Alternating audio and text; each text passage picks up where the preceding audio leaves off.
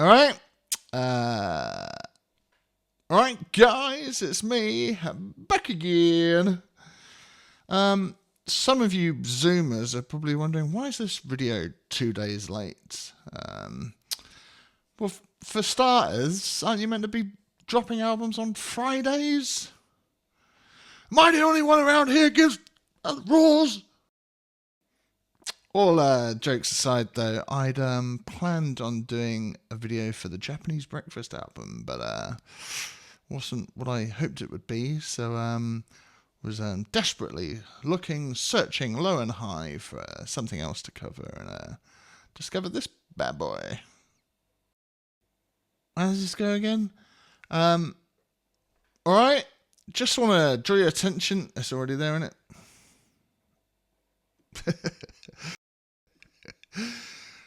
All right, just want to draw your attention to this thing.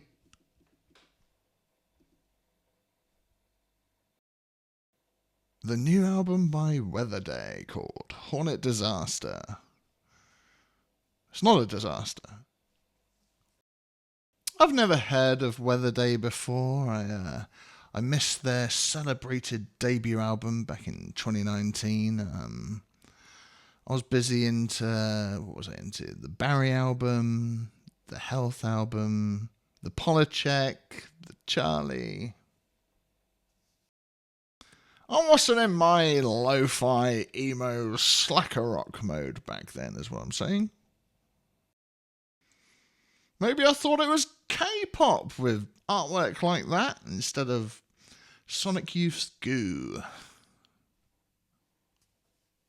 Never judge a book by its cover. But in 2025, when I'm loving the Venturing album, I'm well oiled for this, and I see Jane Removers following them, so maybe there's an inspo there. But yeah, slacker rock seems to be the start of this year and the start of this channel. I didn't anticipate any of these releases, but I'm loving it. If you're a 90s kid like me in your late 30s, earliest 40s, I reckon you'll love this. As someone whose top 5 albums is Green Day's first album, 39 Smooth, brought a lot of joy to see that Weatherday have played at Gilman Street. But this isn't Green Day, this is Weezer Pinkerton Core, Geeks in Garages, 1994. So maybe it benefits from another top 5 album of mine, Weezer dropping the deluxe B-sides demo edition of the Blue album recently. That's got me in the vibe for this, maybe, possibly. It's demo tapey, it's lo-fi, it's emo punk rock. If you like emo,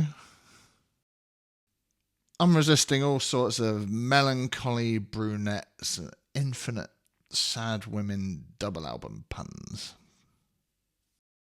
What's on the menu today, Warner Child? We've got 19 tracks for you, running over an hour. Buckle them seatbelts, it's time for the tracks. Up first, we've got the title track, Hornet Disaster. Bang, you're straight in, upbeat hi-hats and very catchy guitar leads with a tease of vocals. If you love this track, you are going to absolutely love this album. And then we've got Meanie, which is track number 2. And you may start to feel the wheeziness of it seep in already. And we've got a lot of tracks to get through, so yeah, you get it, I'm sure. Flying in at track number 3, we've got Angel. Bit of a Midwest emo riff on this one, and complete with some emo screams repeating the line, like an angel in a shape of an angel. I can see the crowd singing along to this one. Do wish it was longer though.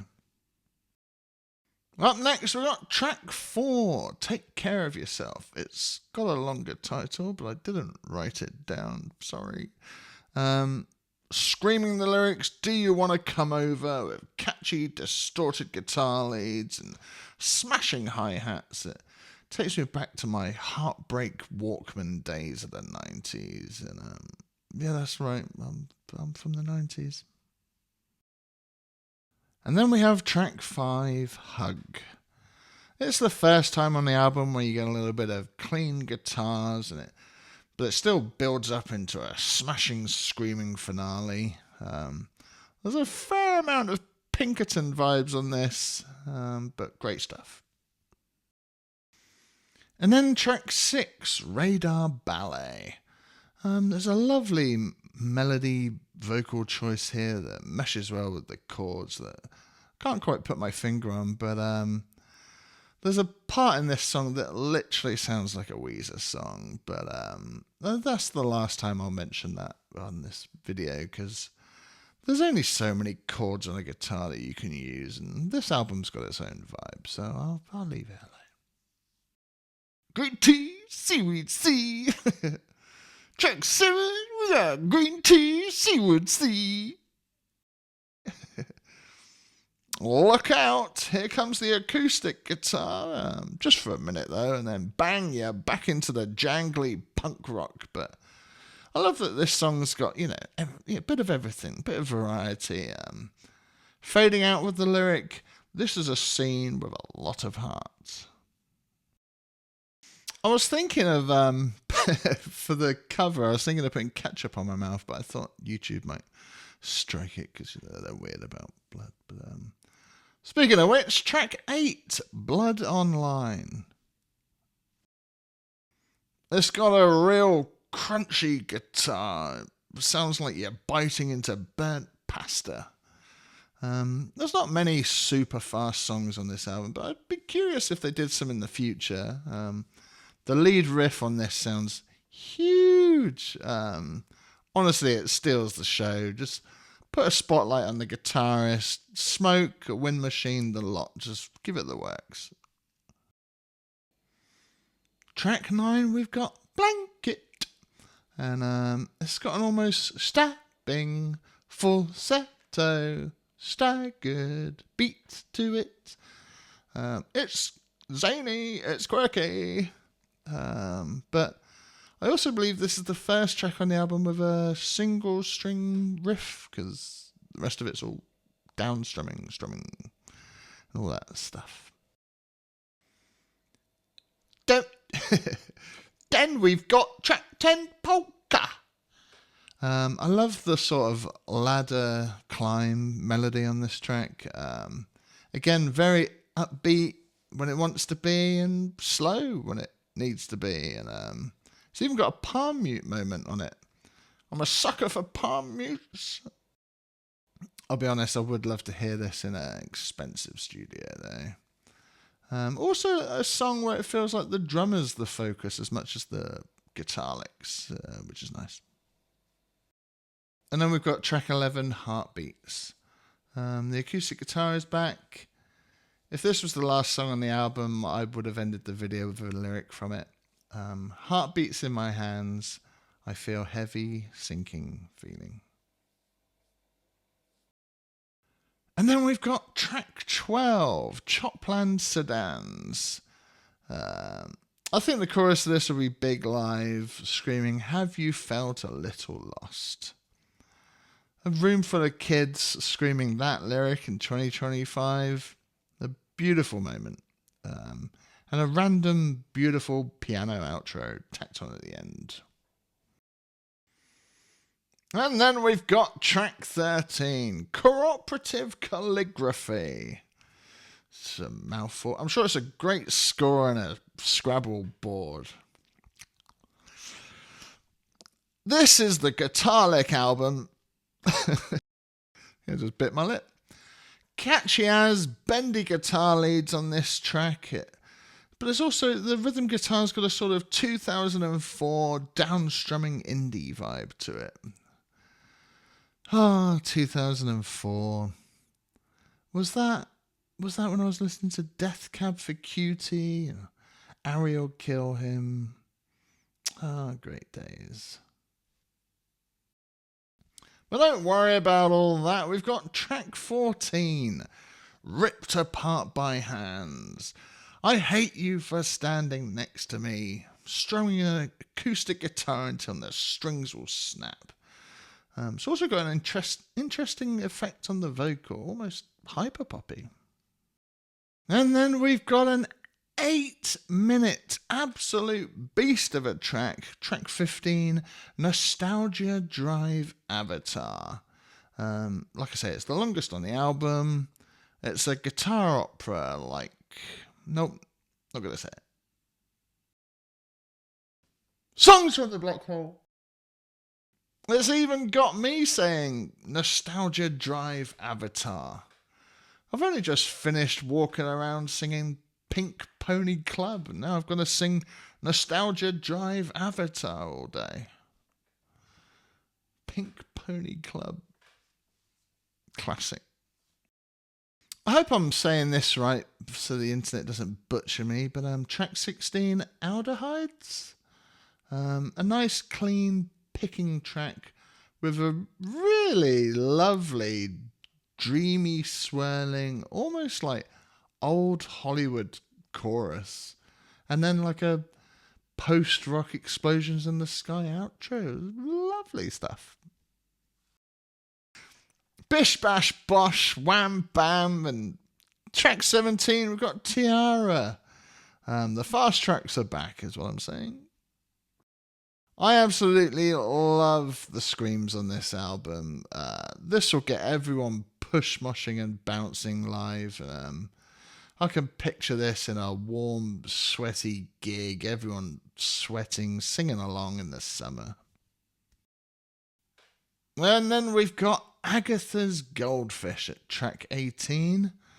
It's songs like this you wish were in a big, expensive studio. It's a banger. But at least you should get some of those vibes seeing this live, so go and see them live. Again, you've got guitar licks and all that stuff, and every instrument is vying for your attention on this song. It's the third longest track, and it's got a random electronic bit for variety, but at this point you're just here for the singing along and the guitar licks. It's all very catchy stuff. It's a smash hit. And then we've got track 19, Heaven's Smile. A completely different track on the album, mostly electronic. I really like it. If this is hinting at where they're going to go next, I'm game. Well, that's it. If you've ever been an artist, releasing 19 tracks on your second album, if there's a higher chance of people not liking more tracks because there's so much to choose from. But my biggest compliment to this is that there's no duds. And, obviously some tracks stand out more than others, but this is a really good hour of music. Like, if they wrote 39 tracks and ditched 20, but, still, fair play. But I get it, I can see why this will be album of the year for a lot of Zoomers. In like a polished, squeaky, clean state that we're in with music, you need this rawness and to remind you where music comes from and what it's about. It's why Nirvana is one of my favourite bands. So yeah, I'm curious if they decide to go big with the next one or keep it in the garage. It's my album of the week. It's only their second album and they seem young. They could be anywhere by their fifth album sound-wise, so, and I'll be there to check it out. It's my birthday tomorrow, so thanks for the soundtrack, Weatherday. I'll always remember this album because of that. I'll see you in the next one. Peace.